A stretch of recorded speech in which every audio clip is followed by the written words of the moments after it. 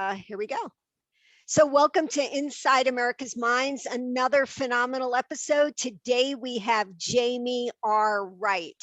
What an amazing woman she is. She's a domestic violence survivor, a powerful speaker, coach, activist, advocate, author of 2 upcoming books. She's also won many awards, medals. I'm impressed. You worked for NATO government, you worked for the federal government in finance and auditing while spending 2 years overseas in Afghanistan in support of Operation Enduring Freedom. You know, I'm all about supporting our troops and the civilians that support this country, growing up as a civilian overseas with NATO, and seeing so many current and vet individuals. So you're incredible. And not only that, you donate to a lot of charities, but your story is so incredible that I'm just privileged to have you here on the show, Jamie. So Thank you. Thank you, Dr. Jody. Listen, I'm honored. I'm grateful and I'm in awe, and just honored to be on well, your show. I'm like, wow, thank you. Thank you. Thank you. yeah, again, it's my privilege. So when I sent out the guest information forms, I ask you to define yourself, identify yourself in one word. Do you remember that one word? Absolutely, because I live in it every single day, Dr. Jody. Share Grateful, that with us. Say that again.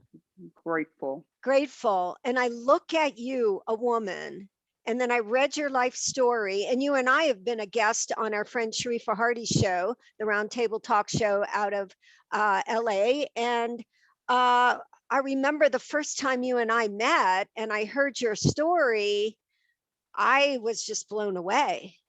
I was like, how do you get from childhood and adulthood, significant trauma and abuse to where you are today?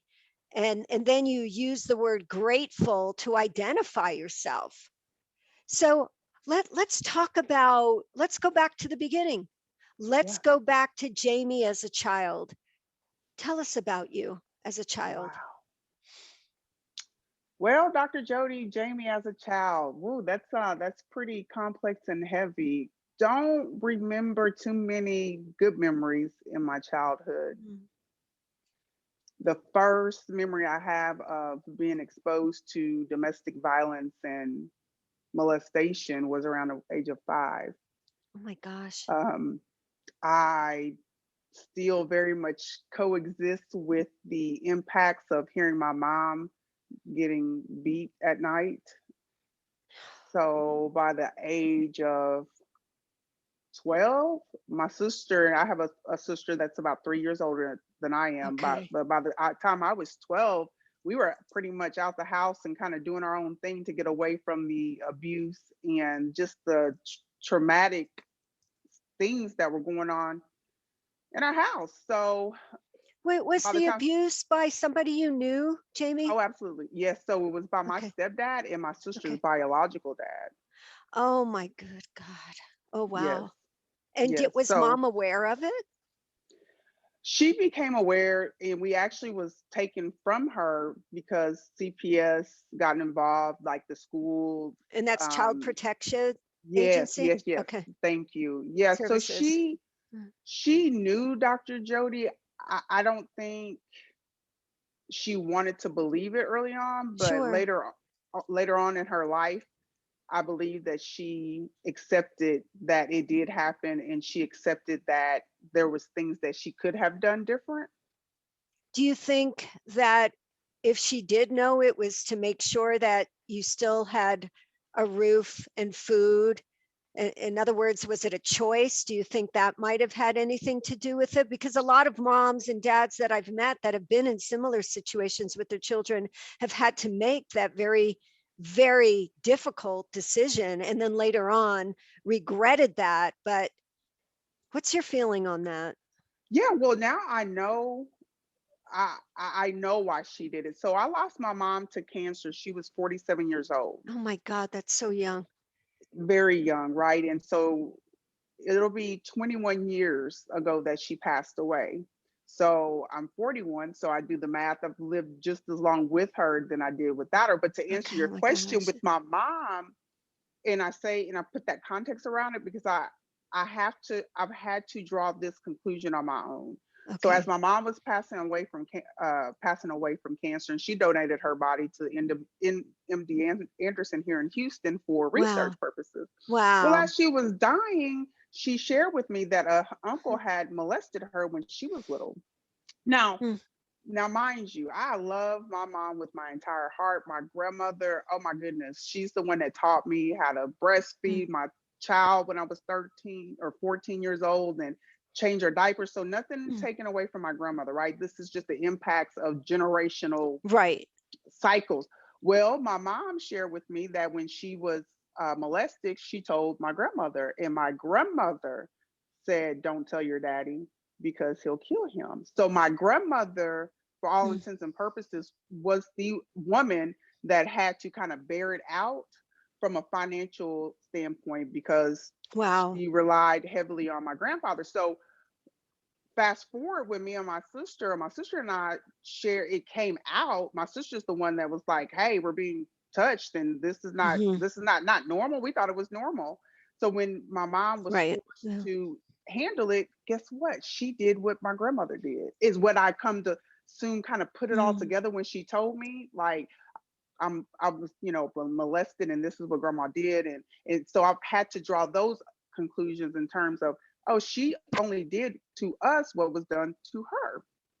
And you had mentioned the generational pattern, the cycle, and I have found in private practice with my own patients who have experienced similar events as you and your sister that that is a pattern. That is a pattern that continues, and there are no boundaries to it. No socioeconomic, education, race, religion, nothing. It's no boundaries to it.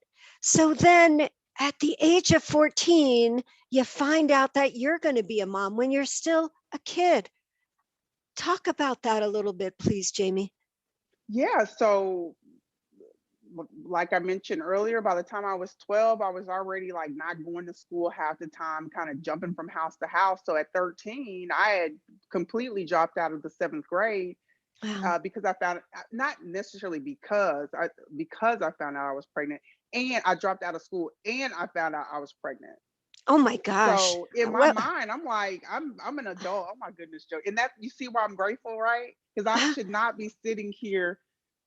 but you navigated. You came out of that. You chose a path that was most difficult, most challenging, but you surpassed that. And that's why, I mean, today what you teach so many of us is so incredibly powerful and important. So go back to that time, 13, then 14, I'm assuming, when you had your daughter. Um, what do you remember thinking and feeling with the mind of a young adolescent? I remember thinking that life was going to be perfect, right?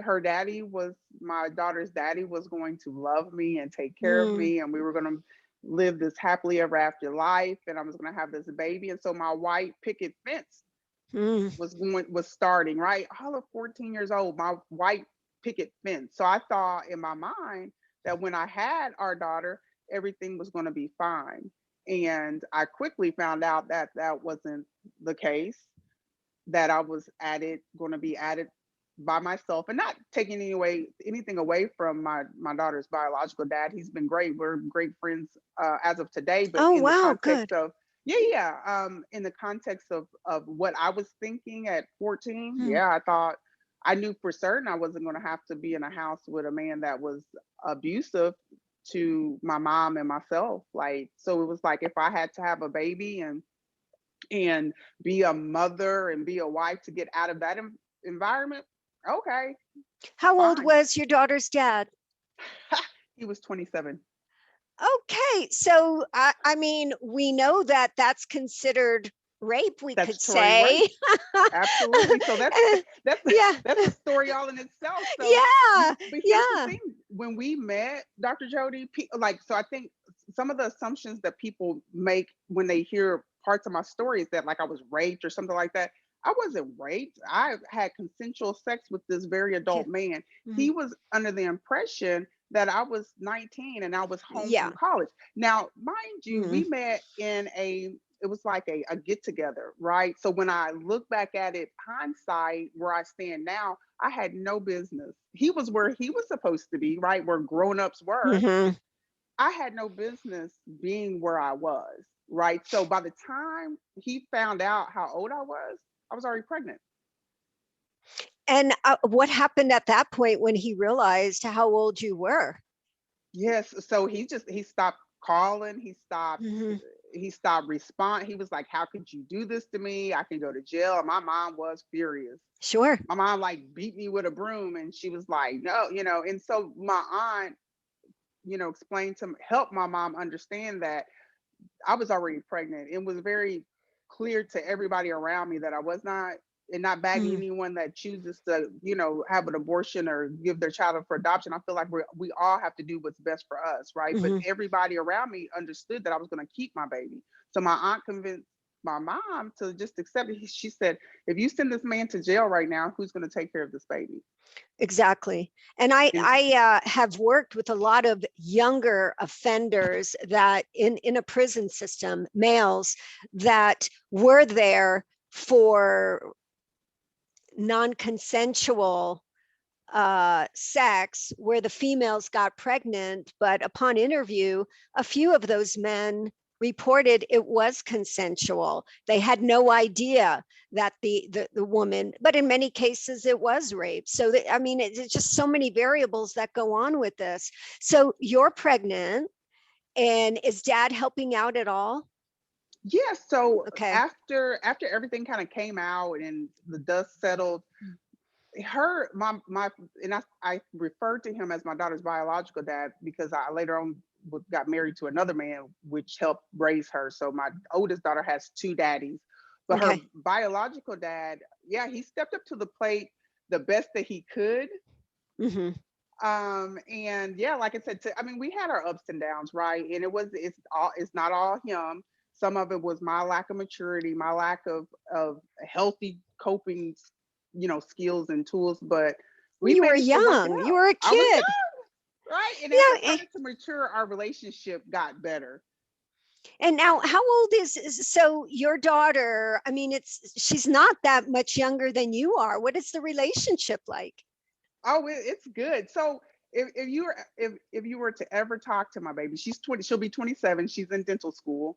Good She for her. graduated, yeah, graduated with her Yeah. undergraduate from University of Oklahoma. I mean, All just rocks it right. out. Even if she was not my child, I would still have to say, Miss Jody, she's just a solid person. She's just a solid young lady. However, Good role we model. thank you. We're just now developing a friendship.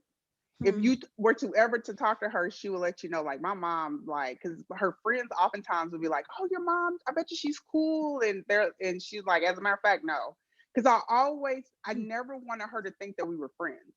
Hmm. You wanted to I, have that boundary there. What did your experiences as a child and a young mother?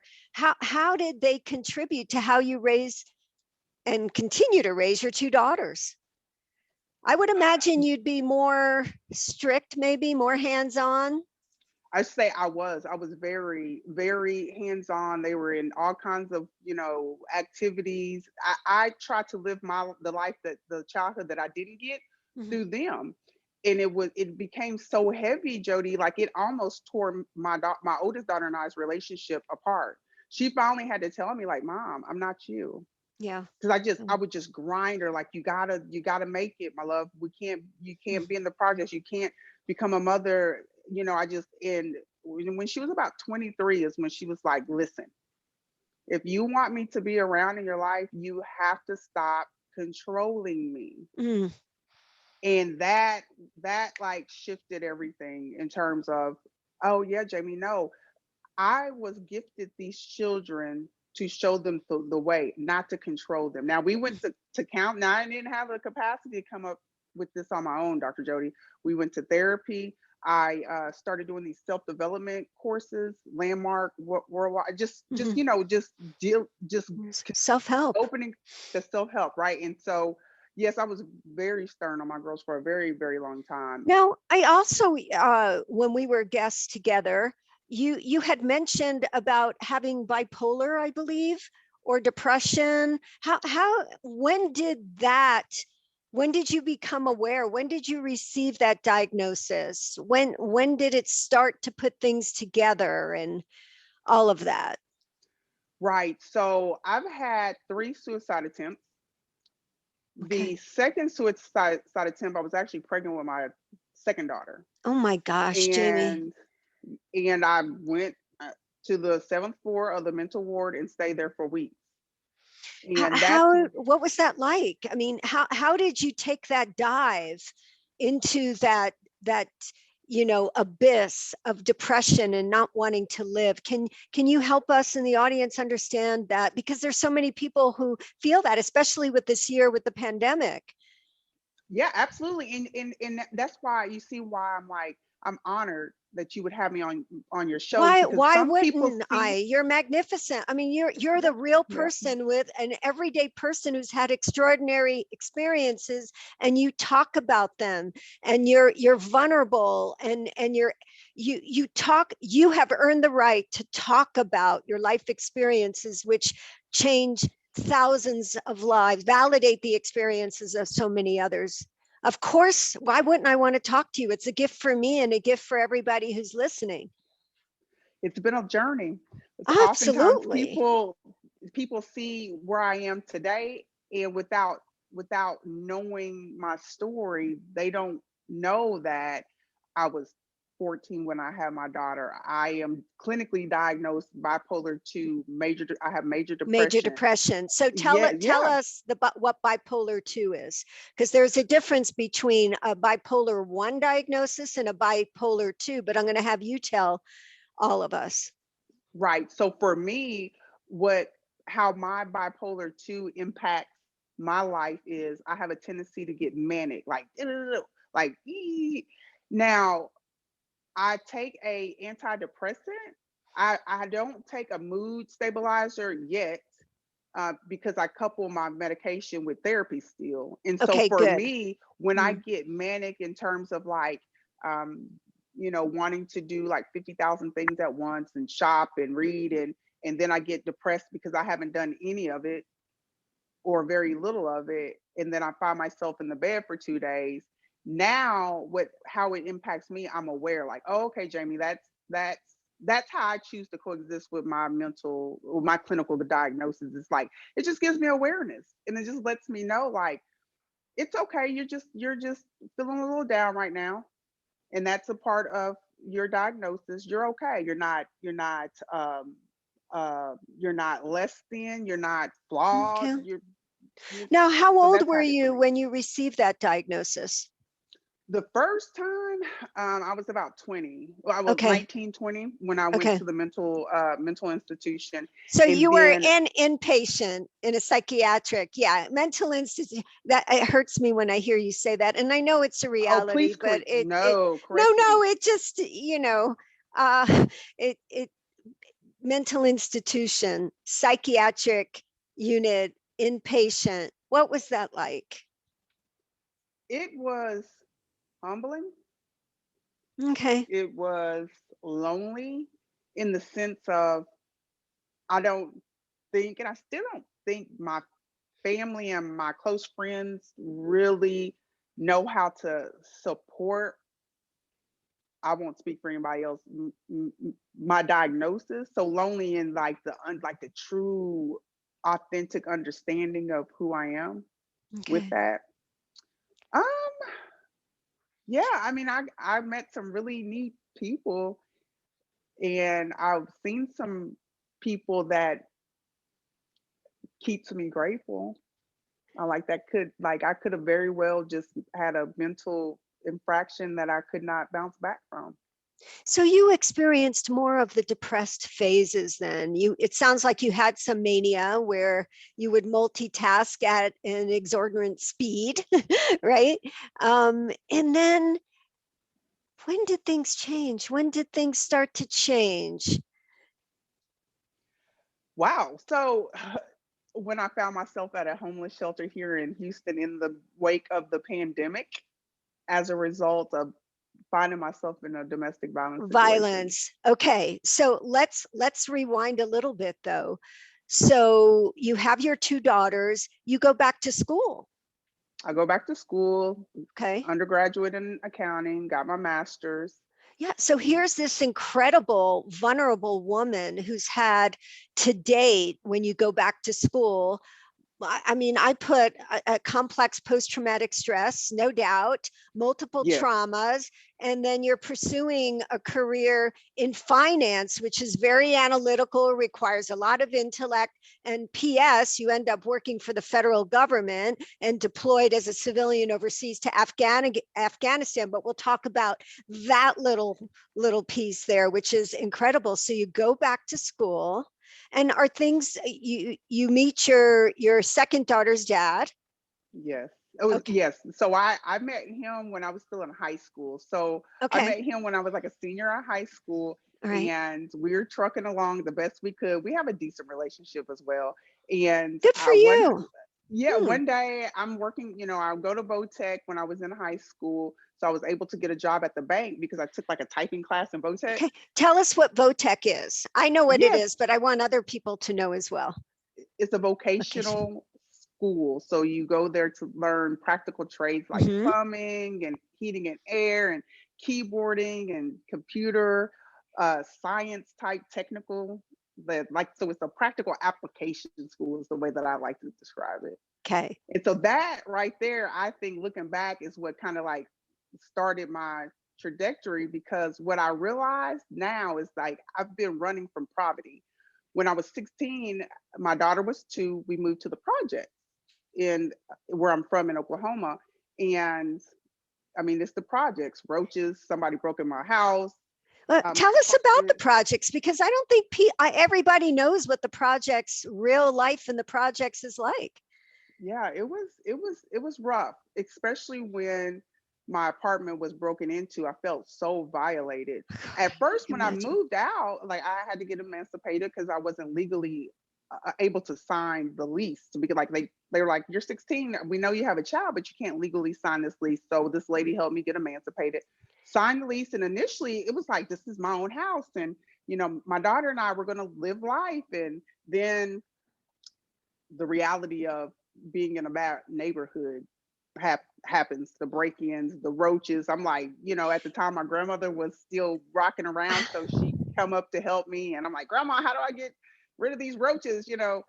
So here again, you have this idea, like you did with your first daughter's dad, that you were going to have the white picket fence, the dream, the great husband, the child, and then you lose that in a matter of moments, so to say, and then you become emancipated, which means, An adult before you're 18 yeah, or legal. that you're able to provide for yourself and leave home, right? Before you're 18. And okay, I've got a child, I'm going to move into my new apartment. And then that dream is shattered. I'm sure within a limited amount of time, with the crime and the roaches and so what happens next? Because you are a person who has a lot of hope and you're grateful. Right, You're right. What happens next? So I graduate high school, I get a job at the local Good. bank, and Okay. this beautiful lady, she was a loan officer, Debbie Morgan. I will never forget her. She helped me build my credit, and I bought my first house when I was 18. So I was able to You're move out. kidding. Oh my No, God. no, ma'am. So the bank that I worked at, the loan officer lady, she took my utility because, mind you, I'd been in on my own in the projects, and I moved to another low income apartment, and so I had my bills, my electric bill Mm, and everything. And so Debbie helped me build my credit by using my consistent payments with my bills, which is pretty popular nowadays, but back mhm. in the 90s it wasn't. No, And you're an she found a anomaly for sure. she found a grant because I was a single parent receiving I had been receiving like $238 a month in welfare in money from the state or from the government, and then 400 and something dollars a month for food stamps from the time I was 14 Mhm. to the time I was 16 and was able to get a job. And so I fell in the low income bracket. And so Debbie Morgan found a grant through the city that I lived in, and they paid my down payment and my closing Wonderful. costs. Wonderful. So we moved out the projects. I had How did my that second daughter. feel? Tell us how that felt when you had this woman who mentored you, who believed in you and wanted to see you have a life that you deserve. What did that feel like? Beautiful. Yeah. Like Dr. Jody, you could not tell me anything about it was 860 square foot, 2 bedroom, 1 bath. I bought that house for $23,000. Oh my gosh. And I thought that was like $1 million. Yes, a mansion. And yes, your first home, and you did it on your own at the Yes, age of ma'am. 18. Yes, ma'am. Wow. Yes, And ma'am. then tell us what happens from there. So life happens. I get married to my second daughter's dad. We, like I said, we still have a really good relationship. Mm. Looking back, we divorced when I was 32. So we were together for about 16 years. Just didn't have the tools, Dr. Jody. Like just it was a very unhealthy relationship and marriage on both behalves. So life happens. I get a Hmm. divorce, and in 2005, that's when I started working for the federal government there in Oklahoma, where I'm from. And in 2007, I worked with the most vulnerable veterans that had fiduciaries. Oh my, Love, tell us love, love about my that job. briefly. The most vulnerable veterans. Heartbreaking. Yeah, one of the most amazing jobs I'll ever, I think, have the honor of having. Because I that back then, like that was before all the security happened in the federal building. So with Yeah. you can just walk in to the federal building, right? I mean, you couldn't. I mean, you had a low security. So my veterans would, because all it was is I mean, it was a legal instruments examiner was the technical position title, but it was I was essentially a social worker. So my veterans would come down, Miss Jamie. It was beautiful. It was beautiful. And so Wow. during that job, I Mm. started working with the Office of Inspector General, like the special agents. Like, so when people would commit fraud against veterans and stuff like that, you have the agents come in and swoop in. And so one of these agents was like, "Hey, you should come work for us." So to make a long story short, that's how I went to work for the Office of Inspector General, but that didn't pan out. But nonetheless, that's how I ended up working for the Department of Defense and moving my girls and I from Oklahoma to Texas in And then how did you 2007. and and I want to say thank you. I want to say thank you for your service, because I really think our veterans are so underserved once they come home in so many ways. Um, and it's people like yourself that make a difference. And I wish we had more people like yourself. And then you're deployed as a civilian to Afghanistan. How did that happen? So the first time I volunteered, because I have a uncle that's been like the closest person to a daddy in my life, because I still Mm. don't know who my biological dad is. You just I don't slip know. that So in there. That's a big thing. Yeah, uh, that has a lot to do with identity, but we'll talk about that a little later. yeah, Okay. so my the closest person that I've ever had to a dad went to Iraq.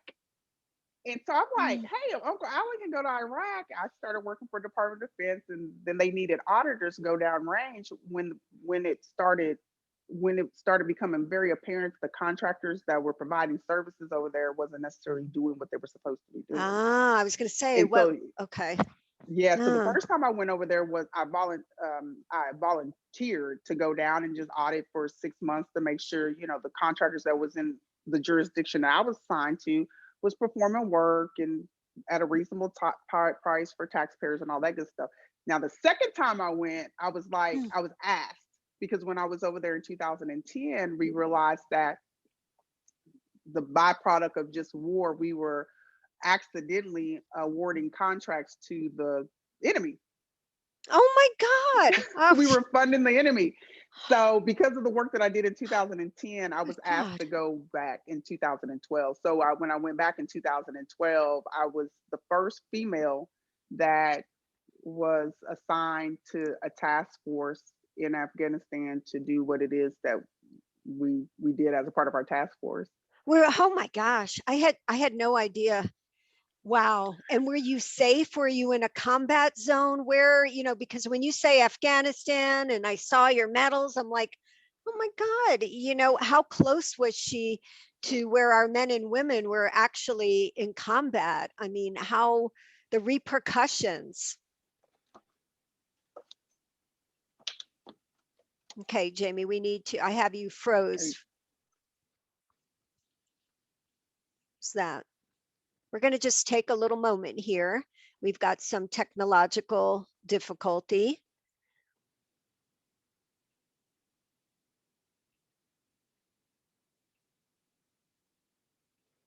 All right.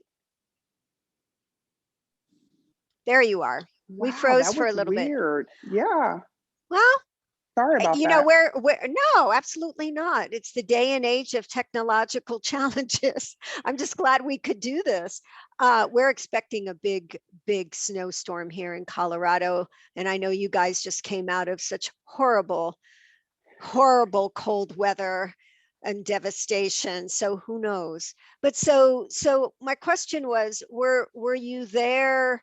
Were you near the combat zones? How were you safe? Did you have interaction with our men and women?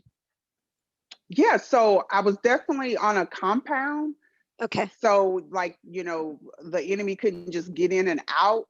I mean, Mm, get in without blowing the gate open or something like that. But we were all very much in a like you'd hear the rockets, yeah. and you'd hear them explode. And sometimes they would the one of the saving graces that we had over there was that when the enemy would launch their missiles, there was no accuracy. So some of the times they would just fly over the base or over the forward operating base. The FOB is what we call it, or the compound. So yeah, I Okay. was in the thick of it. I didn't interact a whole lot with the local community.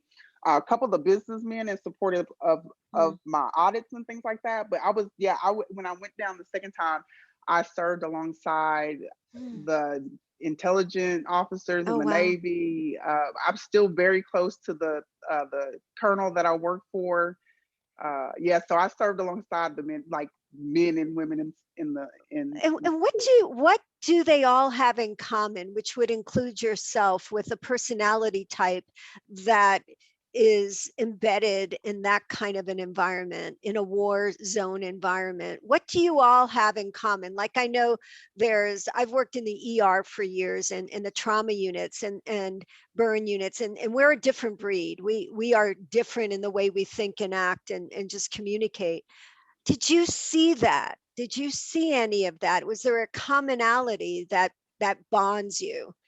That's a beautiful question, Dr. Jody. I would definitely have to say resolve and Okay. determination, and Okay. resolve and discipline. Like resolve meaning like whatever happens is going to happen, but I'm going to stay committed. And knowing that it could, the uncertainty of a bomb, death. Do you have any post-traumatic stress? Like I have a lot of men and women that it's the smells and the sounds, besides the visual atrocities that our men and women experience overseas in combat. Did you bring any of that back with you? Oh, absolutely. Okay. In coming back as a civilian, the first time we didn't we could choose the debrief to go back through Fort Benning and kind of like Mm, and kind of debrief ourselves. But as like I get still very anxious when cars are close to me, because when mm, we would leave the forward operating bases, they would tell us like, that was one of the convoys, you keep the cars at a certain distance. 4th of July, mm. it just, it just, you know, not necessarily smells the whistling sound. The sounds for you. Okay. Yeah. Yeah. Okay. If I see Wow. a suitcase, like, I was somewhere not too long ago and I seen a suitcase. I don't even remember it. I seen a suitcase in a very odd place. It was Mm, just sitting there.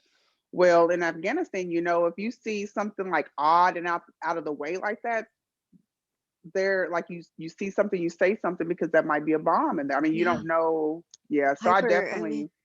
wow, the hypervigilance. Yeah, absolutely. Incredible how the brain stores all of that and how the past can be the present and the future at any given moment, unconsciously or consciously triggered.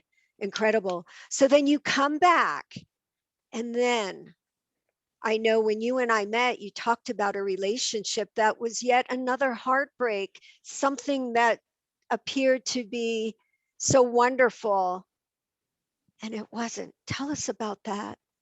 Wow, Dr. Jody. So yeah, I divorced. I was single, not i.e. married. I dated and things like that Mm, for about 8 years. And in 2018, I met this just amazing man, tall, dark, handsome, retired Army, mm. prior firefighter. He was a firefighter in the Air Force, and then civilian for about 12 years. I thought I hit the jackpot. Ordained minister, very, very attentive, open my door. We'd Wow. be out to eat. He'd pack my food, all that good stuff, right? Just Met the criteria for a perfect relationship. Keeps you safe, absolutely. treats you like a lady, a life of giving, right? Of serving. Right. Right. And And about 3 months into our relationship, and it happened so fast, Dr. Jody. mm, He, we were talking, and before I knew it, he had took his hands and put them around my neck and shook me by my neck. And it literally caught me gosh, so far off guard, and it happened so fast. I honestly did not realize what had happened for a couple of days. Like I had to process yeah. what had happened, because at that time I was in Mm, Dallas. I lived in Dallas, and I oftentimes would drive to Houston, which is about 4 hours to his house to see him. So and he would come to Dallas. Well, in this particular time where he took me, the first time he physically hit me, it took me like on my way back home, saying, "Oh, well, this really happened." But hindsight, in knowing, going into the shelter, getting trauma specific, so very, domestic violence yeah. specific therapy, now I know, like the verbal, like the conditioning had started well before the How? physical. Teach us how that happens. And let me Right. ask you, was there any alcohol or drugs or PTSD? Was he a combat vet? Was there any combat operational what I mean, tell us a little bit about him. And I could This, just talk to you all day long, because you know yeah. the clinical piece, right? Like But I that want the to hear average. our audience wants to hear the real piece. They want to Yeah, understand and hear your story. yeah, yeah. I've done a ton of podcasts, and nobody's asked me some of the questions that you asked me, and I Okay. appreciate that, because you're teasing out the so what. No drugs, no alcohol, but he was a Desert Storm combat vet. He was a Okay. medic, He was a and I medic had too. he Okay. was a medic, Mm, and we had started getting him help through the VA in terms of his PTSD. He was clinically diagnosed with PTSD through the Department of Veteran Affairs. So it okay. wasn't no act, it wasn't, and so, not excusing what happened, but definitely just explaining the root of it. Well, I that it, gave yeah, that's one of the criteria and one of the consequences. Now, what he was before the war, who knows? But anyhow, getting back to you, that is not uncommon in the aggressiveness or the boom out of the blue, there you go. because the neurological wiring is changed forever with those experiences. But again, I don't know what he was like before that. He could have been, when we do the evaluations for disability and compensation for vets, there's always a pre-military portion of it, history as well. So go ahead, getting back to Yeah. you, Jamie. So out of the blue, he does that. And at that moment, what do you remember about that moment emotionally? Emotionally, I remember just shock. Like, did Mm, that really happen? Like wow. I still, I mean, because this happened like in December 2018. Like the physical not altercations, but him becoming physical towards me. It didn't take him long. I mean, he definitely, it didn't take, it took about 3 months. We met in August, and by December of 2018, that was his first time being physical. And to your question, in Mm. terms of the The conditioning grooming. Yeah. the grooming, yeah, had started with just subtle statements like, I want to marry you, but like, if you're going to be someone's wife, everybody knows you have a shoulder, because I would, like, wear a little a dress or a blouse that my shoulder was, and then in my mind, I'm like, well, I definitely want to be this man's wife, so let me, pull my So you were shirt up. willing to accommodate what he asked you to, which was to not wear anything revealing. Exactly. Okay. Yeah, and I love to dance. I still dance. When we met, I do what's called a swing out dance, What's that? and so it's like a urban ballroom flavored machango type of a hand dance. Oh, I, That's I the have best to I look can. into that. All right. No, that's It's okay. I'll have to it's watch it. I'll have to it's YouTube it. beautiful. I just love So, it. It's done so much for me. and an expression of self. If it makes you Yeah, happy and makes you smile, yeah, wow. yeah. And so, yeah, he didn't want me to dance anymore. Really? He didn't like it when I danced with other men. So the negotiation was, he would learn how to dance, and so I would not dance until he learned how to dance. Because now I can't have another man, touching my wife like that, because I know what they think. Jamie, you don't know what they think. I know what they think. I'm the man. I was like that myself. So it's like, okay, well, maybe he's right. And so what that did for me is I started to question my ability to make good decisions. Wait, was he married before? Yeah, yeah. How many times? Two two legal times, but Okay. he had uh 5 children. And Okay. not judging, I mean, it is what it is, but for No, but him, it explains a lot. 5 children by 5 different women. okay. And I have a question which may seem a little strange, but did you find he was more caring with you when you needed him more, like when you were dependent on him more Oh versus when yes, you were independent and doing your own thing, which is expected? yes. So he had to have that control then. That He had to that's have what the he control. needed to navigate. Okay. Absolutely. And then part of that Hmm. power and control was to convince me that the the physical abuse would stop. And he bought a big old beautiful house here in Houston, and I moved, right? So that was the isolation piece. I Of didn't have a course. key to the Mhm. mailbox. Oh He wow. bought me a car, for which he was oftentimes like, don't you get in that car. Like, don't, if you're gonna leave, I have to walk. Mhm. So yes, but it goes back to the power and control. Yeah, and I'll give Mhm. you this, but I will make sure to remind you of it and then tell you how to. Yeah, again, it's very common in abusive relationships or relationships that should That not are be. unhealthy. Yeah. Right, right. And that's Yeah. and that's what I find, and that's what I'm finding now, Dr. Jody, and that's what the awareness piece that I try to share when I share my story is that abuse is not always physical. There is a such thing as mental and emotional abuse, and for some of us that can be just as detrimental, because Yeah. we never really recognize that it's abuse, so we don't get the help that we need to make the decisions to kind of reverse that. Right. But it's such a challenging and scary journey to face that. And I'm sure he triggered every other trauma in your life. Now, there was an episode where he came at you in your face, from, if I recall correctly. Yes, so um that's the event that led me to the Houston Area Women's Center. So we we were arguing the night before, nothing physical. And I wouldn't even say arguing, we were disagreeing. And from our marriage counseling, we learned, like, if there's the conversation is getting heated, just stop and then re-adjourn the next morning or whenever So things. he agreed to go to marriage counseling? Oh yeah, we went Oh, to wow. marriage counseling for like 6 weeks. Like, he's an ordained minister. He knows, and we're Christian, so he knows the Bible inside and out.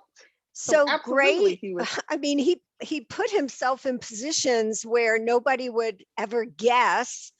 If you had to guess one thing just by looking at him and knowing what he did, you wouldn't guess that he was a abusive individual, a Right. perpetrator, right? Strong word, Absolutely.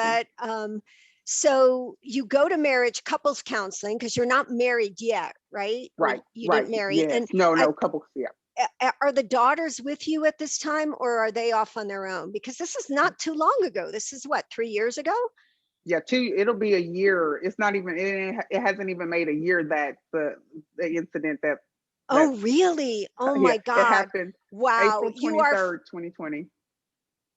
I did Yes, not ma'am. realize it was that recent. Hmm. Uh, oh my gosh. Wow. In such an expedited time, have you come out of this? Okay, so take us to that event. And I know this is going to be difficult, so I want you to know if you'd rather not talk about it, I totally understand. I'm sure our listeners will understand. No, so I mean, this is and when I share my story, it's a part of my healing. What do you all Okay, call it? My therapist calls it there's cathartic a experience or yes, or catharsis.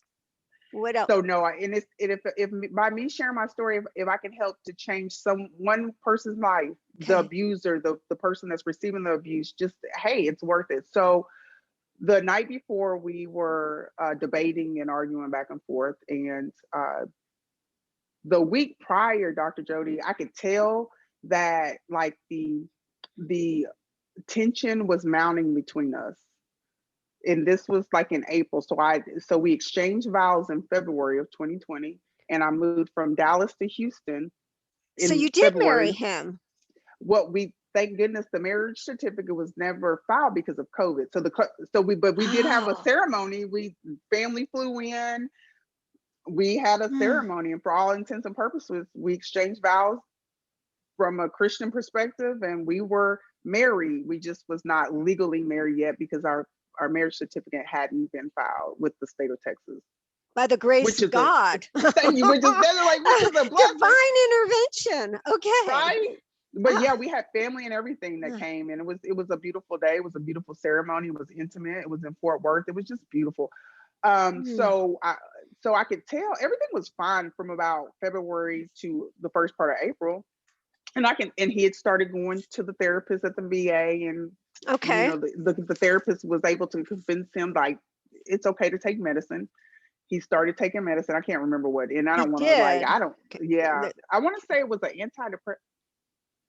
I don't. I want to say it was an antidepressant, but whatever the doctor put him on, I could tell the difference. He was kind of like I could tell it took the edge off of him, so he Okay. wasn't like his, because it was like literally he was Dr. Jekyll and Mr. Hyde. Like Mhm. he was definitely Mm. soft spoken, just you know So it when he was stopped that fight and flight, which was aggression and anger for him.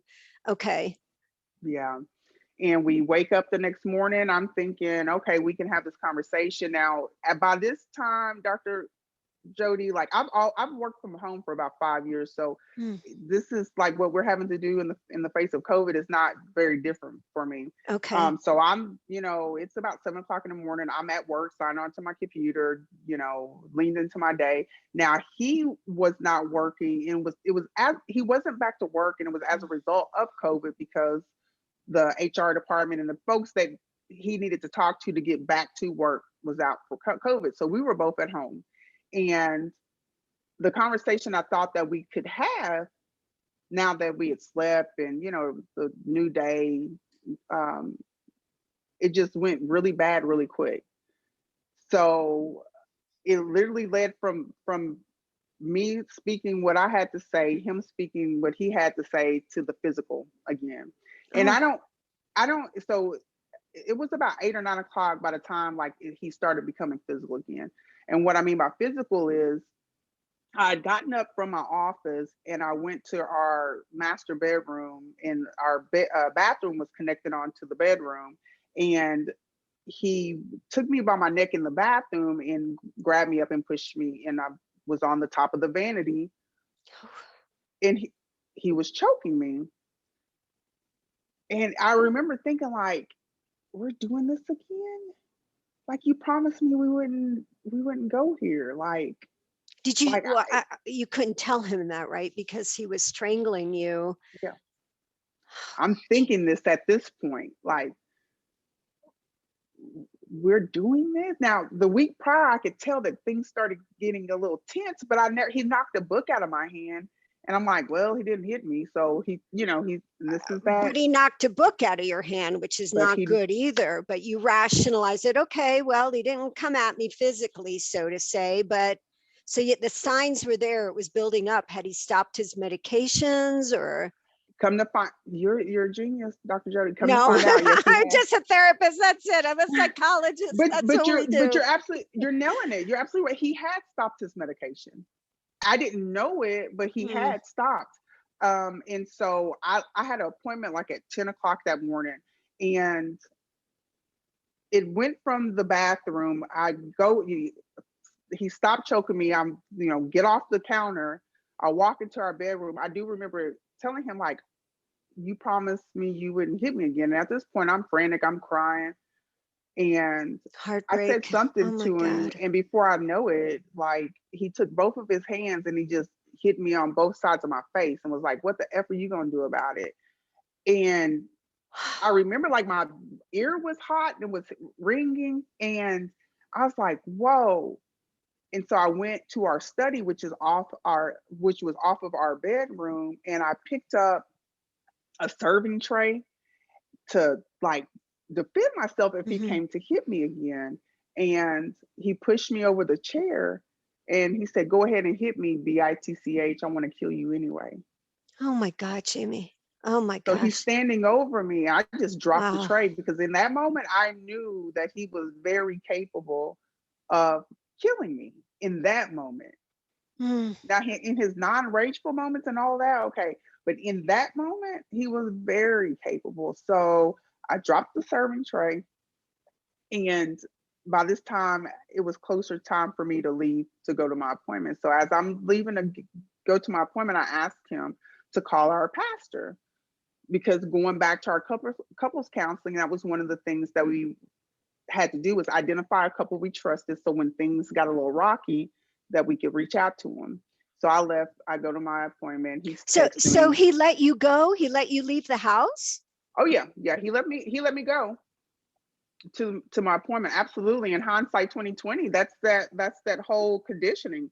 I think that he didn't think that, and I wasn't going to leave. I was coming back home, and he knew that.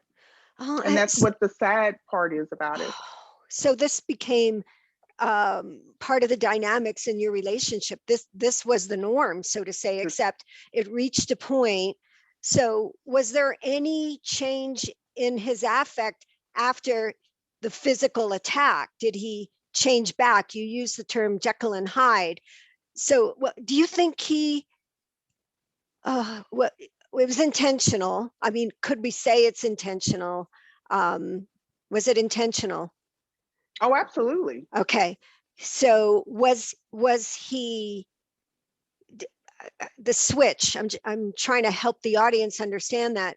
So he goes and he slams both sides of your face, and then he just stops as if nothing happened, and you walk out. Well, he's slammed both sides of my face. I go into the other room, which is the study, and he's, trailing in, not well, he's walking, kind of like walking behind me, and I pick up a serving tray, because I'm like, if he hits me like that again, I'm gonna defend myself. Right, but you actually are standing and are able to do that. I had to rewind that in my head because I didn't hear some of what you said because I'm still caught with him hurting you like that, and then you walk out of the house. Then I walk out of the house. Like, so Huh, I felt he pushed me over the chair, and when I got up, right. Okay. yeah, I'm like, still like, and at this point I'm trying to pull myself together because I'm about to leave to go to my appointment. And when I left, that's when I was like, call the pastor. I'm coming back home, Dr. Jody. And it's Jesus. sad. It's sad. It's very sad. And I came back home. And you I came did. back home. How Yeah, did you live with that uncertainty and fear? And I for how didn't. long before you left? Right. So I came back. Now, while I was at my appointment, he texted me, "I'm sorry, I did Mhm. all of the things," right? Yeah. And one of the things he said to me that made me, even though I had this feeling in my gut, like, but I remember thinking, where else am I? I don't have anywhere else to go. But when he told me that he got a hold of our pastor and our pastor was going to do a Zoom counseling call with us at 5, and he's like, "Come back home. I'm sorry." And at that moment, I was like, "Okay, well, the pastor's gonna, and this is just my truth, he's gonna pray it away, right? He's gonna pray for us and everything's gonna be Mhm. fine." So I go back home, and around this time, it's about 3 o'clock In the middle of a pandemic or the start of the of the start. pandemic. Okay. Mm-hmm. Wow.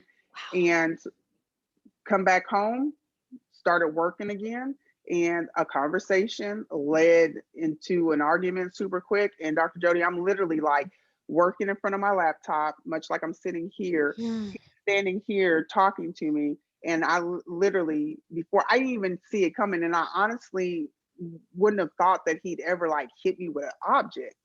Like, cause he would always go for my throat, and he had never hit me with anything other than his hands. So I didn't have a reason to think that he'd hit me with my laptop. Well, before I knew it, all I remember, all I remember is a Mm. bang, hearing stuff fall, and seeing light in my eyes. He Oh had my picked up my laptop and hit me like right in my face because I'm like this, and he boom, and I fell to the floor. And when I opened my eyes, Oh, jeez. I seen the blood dripping, and I thought, this hashtag grateful, I Mm. thought he'd knock my teeth out because I heard stuff fall on the floor, and I could feel the pressure on my mouth. Had I not had these braces on, these two teeth right here would have been gone. My So you had braces, braces at the time. I still had my braces at the time. And Oh, I'm still in my braces because they had to take the the um the wires off because my teeth were loose. And so they had to, my orthodontist and dentist both had to oh, see if my teeth would adhere back to my gums, and they did, thank God. And now I'm back in the regular braces. Had I not had the braces, and if you're familiar with braces, like at the tail end they put these really tough wires, and because I was closing my gap, so I had these really thick wires on my mm. braces, and that wire, and I still have it. The wire is just bent from where the from the impact of the Wow. laptop. Your safety So net. Wow. For your teeth. Who would have right, thought? so I'm just like, what in the world? And I was like, you knocked my teeth out. And at this point, he's standing over me. He's like, let me see, let me see. So That not, medic oh part. my God, oh, not, oh my God, what did I just do? Not nothing. And then what do you do at this point? So I get up, and I remember thinking, because like the week before when things started Mm. mounting, like getting tense, I started paying attention. So sorry for that, Dr. Jody. I started paying attention to domestic violence things What are you on TV. apologizing for, Do Jamie? you hear that dinging? You can't hear the dinging? No. Okay, good deal, good deal. Okay. Um, and so when I got up, because I started paying attention to, subconsciously, now that I look back at it, and like this domestic violence things, like what to do when you're in a domestic violence, like how to seek Mm. safety and all of that stuff, right? So I'm storing it in my mind because the week prior, I could tell that things were starting to get rocky again. So the first thing I thought about, it wasn't like, oh, I'm hurt, was to stop the bleeding from going on my shirt, from staining my shirt. So I get up, Okay. and And across the that, by the hall is, way, in the face of trauma, is not unusual to be thinking about something very benign or something that gets you out of the emotional part of the brain into something, okay, I'm bleeding on the shirt, got to change the shirt. That's not unusual. So go ahead. okay. Um, and I remember thinking, I got to go to the bathroom to get a towel. And so I started walking towards the bathroom. Now, all the while, he's like, let me see, let me see. And I'm like, Jamie, no, you got to get out the house. Because at this point, I'm like shaking. I'm like seriously afraid. So I'm like, okay, if I go this way, to my left was the garage, it would be too hard to get out through the utility room, out the garage. So I turned back around. I think he thought I was going back to my office to sit down, and I ran out the door and I called 911. The police officers came 45 minutes later. I hid 45 a minutes, and you oh, had the presence of mind to have to leave the house with a cell phone. yes, yes. And Okay. it's all on, like, the camera caught, like, God's grace, the doorbell camera. It caught me leaving the house, and you can hear me calling 911 in the back. Because of course, to see anyone to know him, to not know that side of him, it would be very hard for them to believe anything that I have to say Right. because of all the accolades Mm, that he has. Right now, he right. has. Yeah. I'm sure he has other relationships because he told me, like, his first wife he was abusive to.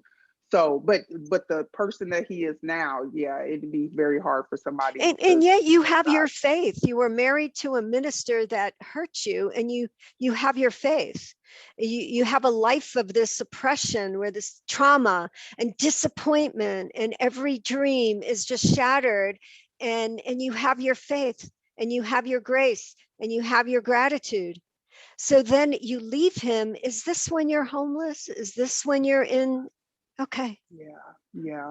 tell We us. zoomed with our pastor. By this time, the police came and they left. Make a long story short, and by this time, my face has started swelling. And this is my truth. It took my pastor telling me I wasn't safe for Mm. me to really realize, like, this is not normal, What did he say to Jamie. you, Jamie? What did your pastor say to you? Yeah, and I didn't know this at the time because it was his church. He's a licensed LPC, so Licensed professional counselor? Okay. I guess like to keep his license and all that good stuff. Like, there's certain things that he has to. Well, But by he law, told, he has to report it. By law, in all states, and we have see duty to warn and duty to protect and report. that part right there. Mm, He said, "You're not safe, and you need to leave." okay. Now, this is my pattern. Now, my faith has brought me through all of this ever since I was 5 years old, and the trauma of my Wow. childhood to right now, right? Um, and when he told me that, and still yet, Dr. Joey, I just took my work laptop and went back, like a hat, like a pair of pants, and I just had this little bag of clothes. And the police officers gave me a pamphlet. I didn't have money for a hotel, so I'm like, well, I'm gonna call this Mm, one of these shelters mm, and just go there for the night so everything would cool off because pastor said to leave. I mm. wasn't safe, but I didn't at the time didn't register like leave because that's not what he said. He was like, you need to leave, you're not safe. Like, what is going on here? um so I'm calling around. None of the shelters, some of them were closed because of COVID. Mhm. Some of them were, the capacity of people Yeah, capacity. was maxed.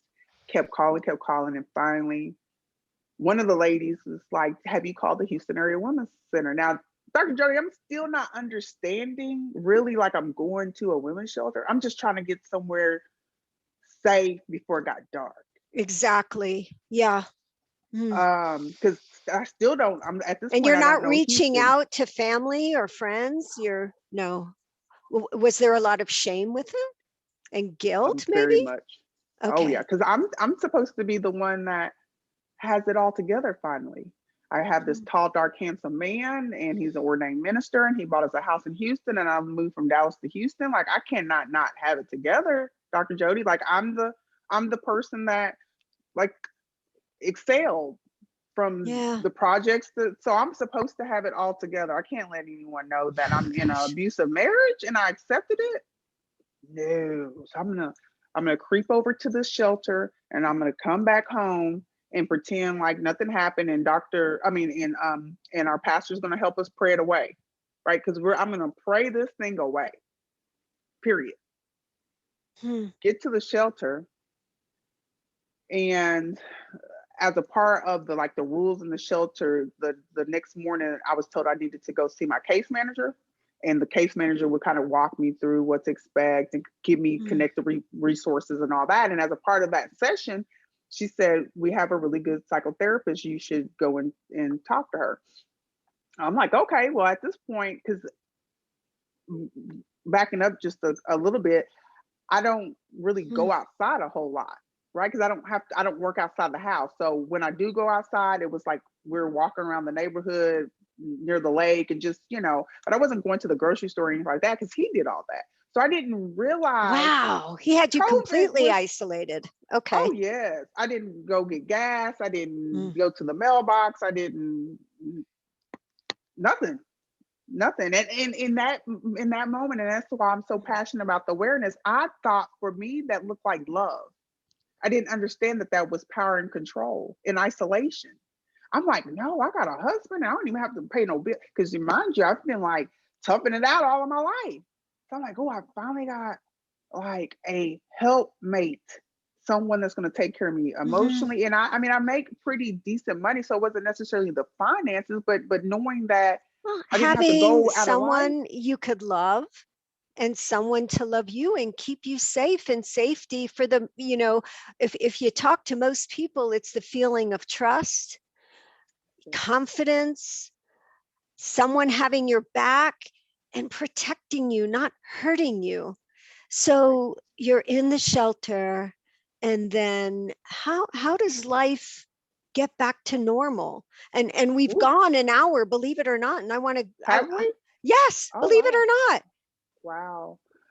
Just really quick, I went to talk to the psychotherapist so she can explain to me how I can go back home and kind of Mm, blend in with the walls, right? Because I was going back home. And especially when I realized COVID, like, and that was in April, right? So we were yeah. still, as a collective nation, trying to figure it out. And everything on the news was just like people were dying. So I go to Mm. talk to her, and she does what you all do, right? She started understanding who I was and where I come from, what my background is. And something I said to her, Dr. Jody, it's hard for me to even explain and her to explain. Mm. But the bottom line was she started just giving me these facts like the power control wheel, Yeah. indicators of, I mean, she didn't judge me or anything. She was like, Mm. have you experienced this? Have you? And I was like, and at this point, I had no clue these tools existed, had no clue about power and control, had no clue about red flags, really. I mean, I just didn't know. And so I'm thinking in that moment, like, she's been living with me, but not realizing I was in a textbook domestic violence Since situation. very early on, and some would say, well, battered women syndrome. What's remarkable and extraordinary about you, Jamie, is you've come up and out of that, and you're sharing this story and this vulnerability with others to validate their experiences, but also to offer hope. You Yeah, offer hope. yeah. So I want our audience to know how they can get in touch with you and your books. And you do so much charity work, which is incredible. But I have to ask you a question now. The happiest day in your life?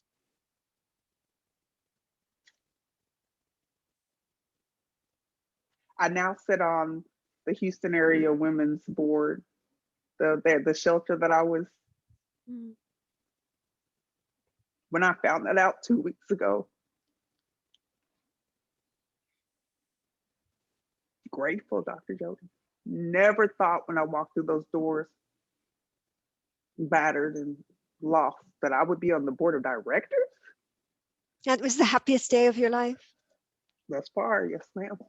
They appointed you. You earned the right. The gift you give is infinite. The women's shelter, tell me what that was like. Yeah. So one of the reasons why I go so hard in my advocacy work is the women that I shared Mm. space with at the shelter. Mm. The women that I realized and recognized really quick that life has just ate them up. Yeah. It's a different type of combat zone. It's a different type of terrorism, Yeah, but the effects are very much the same.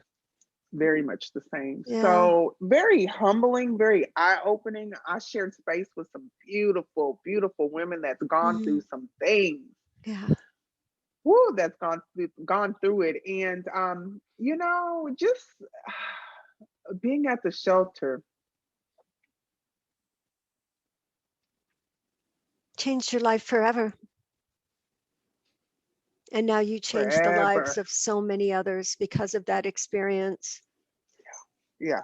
Tell us Yeah. about your books, about the charities, about people where they can find you. And I love your email address and your website, Overcoming.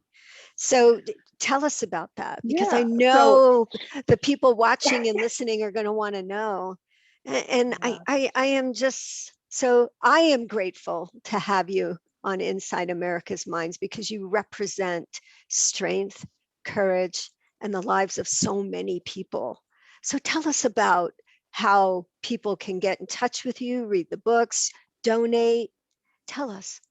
absolutely. So I would definitely say if you're going to donate, please donate to the National Domestic Violence Hotline or the Houston Area Mm. Women's Center or Unsilenced Voices out of Angeles that Unsilenced led Voices. Okay. Voices. Yeah, Voices. unsilencedvoices.org is where you could find that. I'll also sit on the board now for that organization too. Wow. And it's an organization that supports sex Mm. trafficking and domestic violence Oh, awareness. wow. Okay. Yeah, so I don't know much about the sex trafficking piece, but I definitely support Michelle Jewsbury, who is the lady that leads that up. So Mm. I, all I say for me in terms of donation is like, hey, pay it forward, the light, shine the light, please, Okay. in this world that has, far too much darkness. You can find me on all social media: Facebook, Instagram, LinkedIn, Twitter at Jamie, and that's Jamie R Wright, WRIGHT speaker. I have a website, which is jamiewright.com. Like you said, Dr. Jody, my email address is the word overcoming at jamiewright.com. So just like you just Google me, jamiewright.com. And And my you're books, yeah, that will be out soon. I have two. So my first book is The Power of Overcoming Shame and Learning to Love Yourself Again. And that's more or less like my memoir. And so it wonderful. should hopefully be out by the end of this year. TBD, right? So life, that book is pulling a lot out of me, but the book that will hopefully be out well before then is finding purpose, through pain. And it's going to So, be a how-to book. so tell us the titles of the two books again. I'm Yeah. so excited for you. Yeah. Finding purpose through pain. Okay. And that's going to be like a how-to, I'm just going to put pretty Yeah. much our conversation that we had, just all of the things that I've learned and how I've gone from, the projects to my beautiful life that I'm so grateful that I live now. So it's going to be a how-to and power of overcoming shame and learning to love yourself again, which is going to be more of my memoir, just a book of my life, in hopes that